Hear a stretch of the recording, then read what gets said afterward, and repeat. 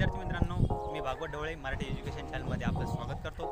अर्थातच तुम्ही तुमचं वही पेन आणि पुस्तक सोबत घेतलं असेल तर संपूर्ण सराव संच लिहून काढा, तुमच्या शिक्षकांना दाखवा, पालकांना दाखवा आणि आवडल्यास चॅनलला सबस्क्राईब करा, बेल बटन दाबा, जेणेकरून सर्वात अगोदर व्हिडिओ तुमच्यापर्यंत पोहोचेल आणि तुमच्या मित्रांना, तुमच्या भाऊबंधुकींना सर्वांना लिंक शेअर करा। चला तर शिकूया आजचा सराव संच।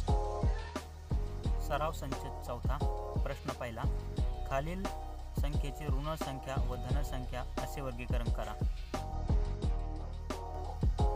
विद्यार्थी मित्रांनो, या ठिकाणी आपल्याला धन संख्या आणि ऋण संख्या यांची वेगवेगळी विभागणी करायची आहे। तर धन संख्या आणि ऋण संख्या विभागणी करतेवेळी आपल्याला एक लक्षात असू द्या की शून्यापेक्षा जी संख्या लहान असते तर तिला आपण ऋणामध्ये दाखवलं जातो आणि शून्यापेक्षा जी संख्या मोठी असते तर त्या संख्येला आपण धनमध्ये दाखवलं जातं। तर आपण बघूया की या धन संख्या आणि ऋण संख्येची विभागणी कशा प्रकारे करायची।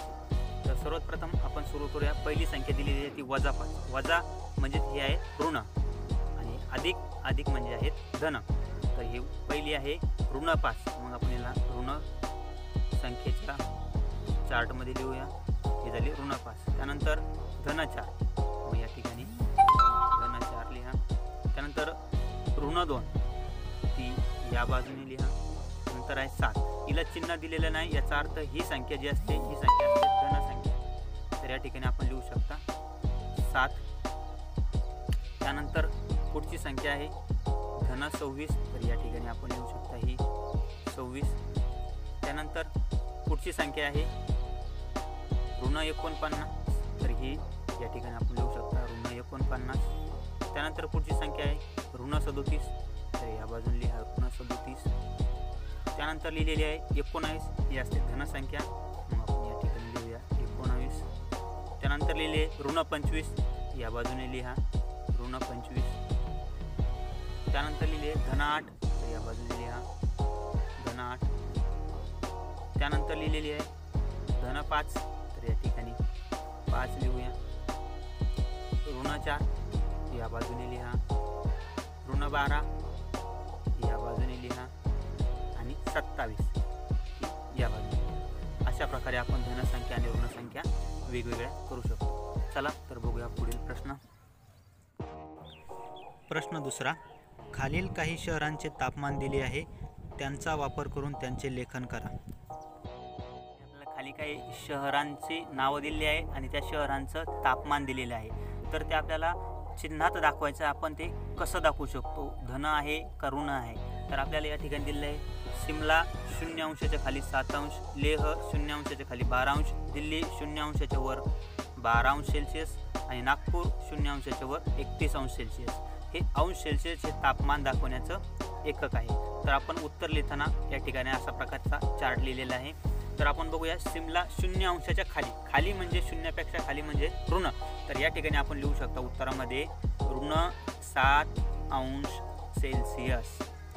दुसरा आहे 0° खाली 12° सेल्सिअस। तर या ठिकाणी आपण लिहू शकता लेहचं तापमान -12° सेल्सिअस म्हणजे ऋण 12° सेल्सिअस तापमान झालेलं आहे।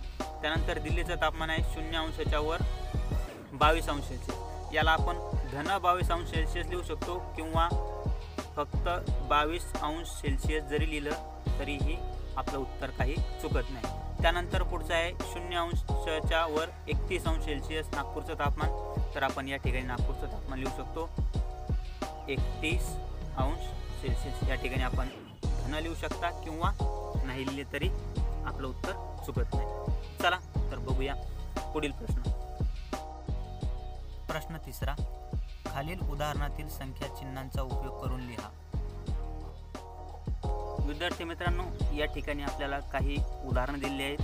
तर या चिन्हांचा उपयोग करून आपल्याला लिहायचं आहे। तर चिन्हांचा उपयोग करून लिहिताना आपण कसे लिहू शकतो आपण या ठिकाणी बघूया। पहिला प्रश्न दिला आहे, एक पाणपुडी समुद्र सपाटीपासून 512 मीटर अंतर खोल आहे। खोल म्हणजे समुद्र सपाटी, आपलं जमिनीचं जे मोजमाप करतो आपण, तर हे जे मोजमाप किंवा उंची जी ठरवतो आपण, उंची आणि खोली ही समुद्र सपाटीवर ठरवत असतो। तर ही जी समुद्र सपाटीपासून ही जी पाणबुडी आहे 512 मीटर अंतर खोलीवर आहे।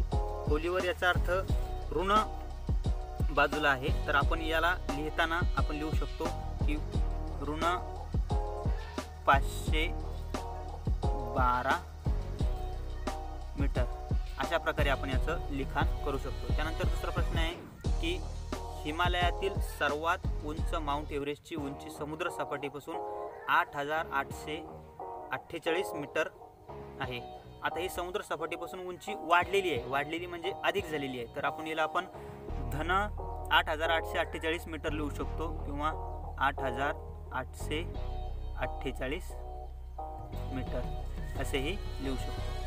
त्यानंतर तिसरा आहे जमिनीपासून 120 मीटर अंतरावर उडणारा पतंग. आता जमिनीपासून 120 मीटर अंतरावर वरती उडणार आहे, त्यामुळे तो धन संख्यात गेलेला आहे. तर मग आपण या ठिकाणी लिहू शकतो 120 मीटर.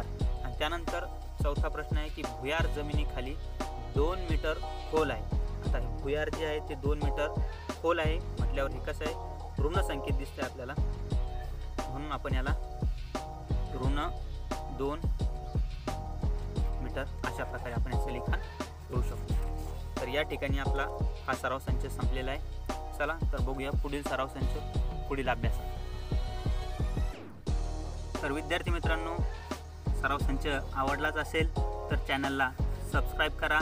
त्यासोबतच समोर दिलेलं बेल आयकॉनचं बटन ते देखील ऑन करा, जेणेकरून सर्वात अगोदर नवीन व्हिडिओ तुमच्यापर्यंत पोहोचेल. त्याचबरोबर तुम्ही जर खाली मराठी एज्युकेशन चॅनलवर जर क्लिक केलं तर या संदर्भात असलेले बाकीचे सर्व व्हिडिओ किंवा बाकीच्या वर्गांचे व्हिडिओ तुम्हाला तुमच्यापर्यंत मिळेल. तुम्ही व्हिडिओ बघा आणि तुमच्या मित्रांना देखील कळवा. चॅनलला सबस्क्राईब केल्याबद्दल